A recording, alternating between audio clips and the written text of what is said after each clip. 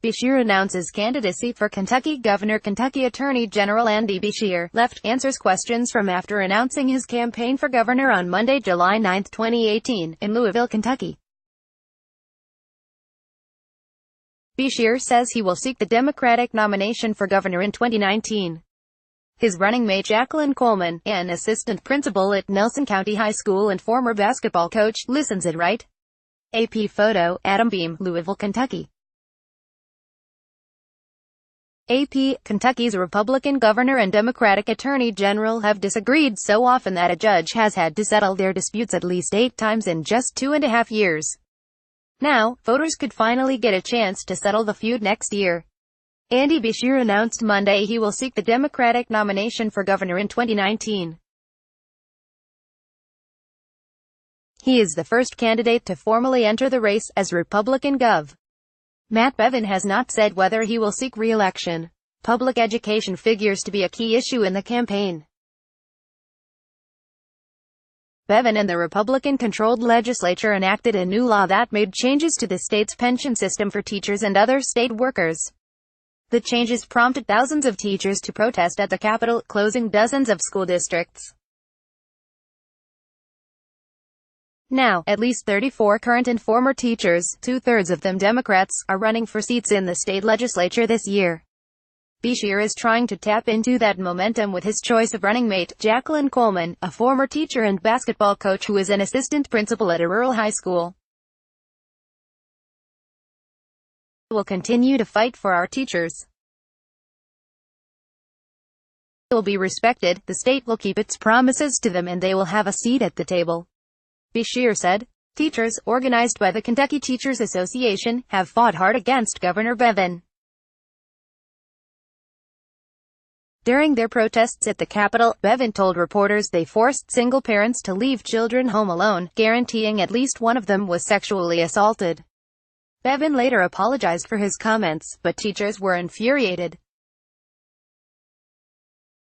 In May, the House Republican leader who co-authored the pension bill was defeated in the GOP primary by a high school math teacher who had never before run for public office. "Make no mistake, public education is under an all-out assault. We have been insulted, disrespected, devalued and even called names by our current governor," Coleman said.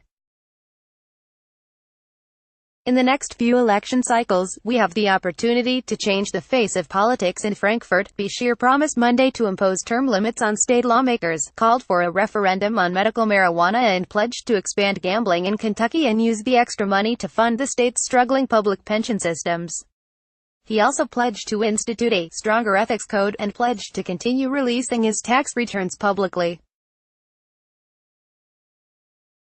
Bevin has refused to do so, breaking with precedent from recent governors.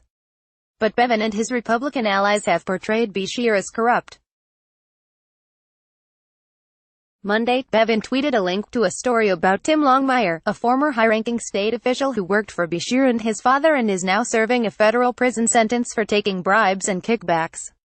For those Kentuckians who did not get enough corruption, self-dealing, embezzlement and bribery during the 8 corrupt years of Governor Steve Beshear, his son, Andy, is now offering a chance for 4 more years of the same. Bevin posted to his personal Twitter account. Federal authorities have said neither Beshear had any knowledge of Longmire's crimes.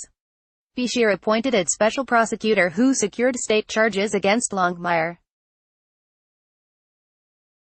And he has pledged to return all campaign donations from Longmire and his family, but he hasn't yet. He says he is waiting for the State Registry of Election Finance to complete an audit of his 2015 campaign. Unfortunately, people sometimes go astray. What's important is how you respond. We responded with accountability and transparency, Beshear said. Democrats could have a spirited primary for governor in 2019. Rocky Adkins, the State House Democratic leader, has said he is strongly considering a run. So is Allison Lundergan Grimes, the Secretary of State who unsuccessfully challenged Republican U.S. Senator Mitch McConnell in 2014. Other potential candidates include Democratic State Rep. Attica Scott and Coleman Elridge, a former aide to Gov. Steve Beshear who considered a run for state treasurer in 2015. A previous version of this report had an incorrect spelling of Coleman L. Rege's name. Copyright 2018 The Associated Press.